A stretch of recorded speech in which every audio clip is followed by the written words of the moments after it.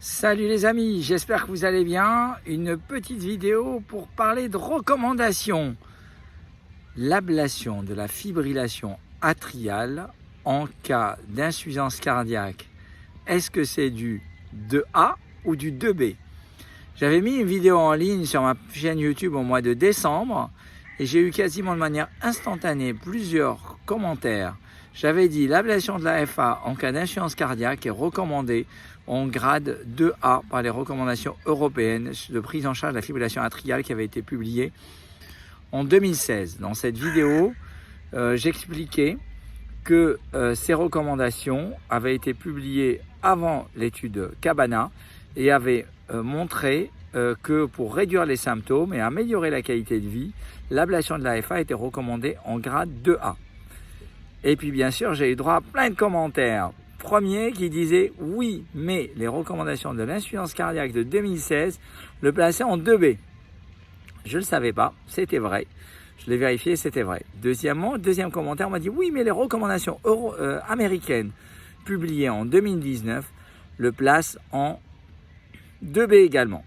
Alors ces recommandations américaines de 2019, elles sont intéressantes parce qu'elles le placent effectivement l'ablation de la FA en cas d'insuffisance cardiaque en 2B, mais pour réduire la mortalité, les hospitalisations pour insuffisance cardiaque, c'est-à-dire prennent tout à fait en compte l'étude Cabana.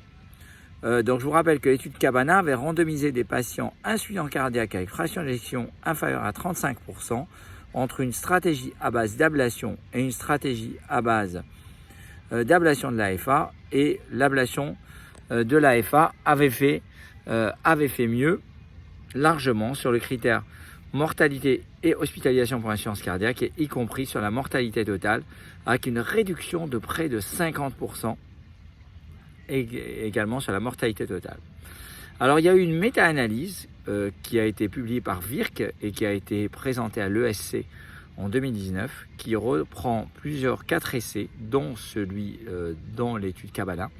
Et cette méta-analyse retrouve également un bénéfice, bien sûr, sur la fraction d'éjection, sur la qualité de vie, sur le statut fonctionnel, mais également sur la mortalité à moyen terme. Alors, certains d'entre vous, les plus jeunes qui regardent toutes les études qui sortent, m'ont également transmis une étude, alors qui est intéressante cette étude, qui a été publiée dans... Alors, où est-ce qu'elle a été publiée déjà? Je vous dis, je reprends, voilà, elle a été publiée dans un des journaux de Circulation, Arrhythmia électrophysiologique, qui s'appelle l'étude AMICA. Et l'étude AMICA est une petite étude avec quasiment 70 patients dans chaque groupe, qui a randomisé également des insuffisants cardiaques en FA persistante et persistante prolongée, entre ablation de la FA et pas ablation de la FA, et sur lequel il n'avait pas été retrouvé de bénéfice. Il avait été retrouvé une augmentation de la fraction d'éjection dans le groupe fraction de ablation, mais dans un niveau finalement assez similaire à celui du traitement médical. Par contre, il n'avait pas été retrouvé de bénéfices autres, sachant que là, on a une très faible puissance. Globalement, les auteurs avaient dit que cela avait probablement été affecté par le degré de sévérité de la fraction d'éjection et par également l'étude était limitée et que finalement les patients avaient une insuffisance cardiaque très évoluée. D'ailleurs,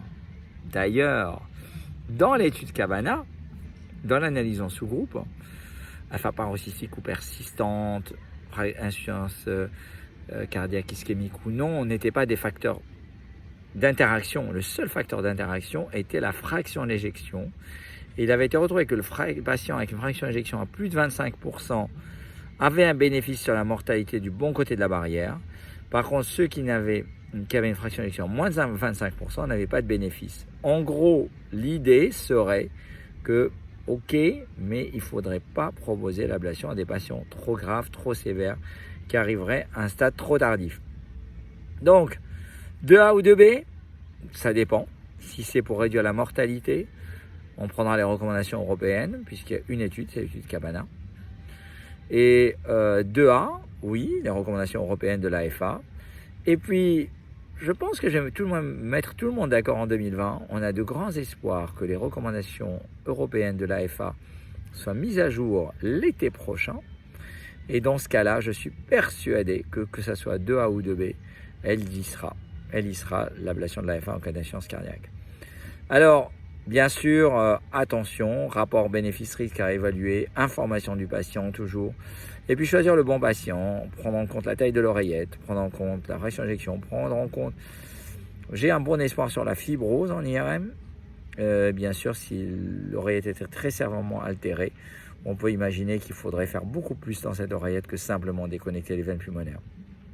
Et on en a tous des belles histoires où ça a bien marché. Voilà. Donc j'espère que cette vidéo vous a intéressé. N'oubliez pas bien sûr de vous abonner à la page, ça c'est très important pour avoir toutes les notifications. De liker la vidéo, ça fait toujours plaisir. Et je vous dis à très bientôt. Ciao, ciao.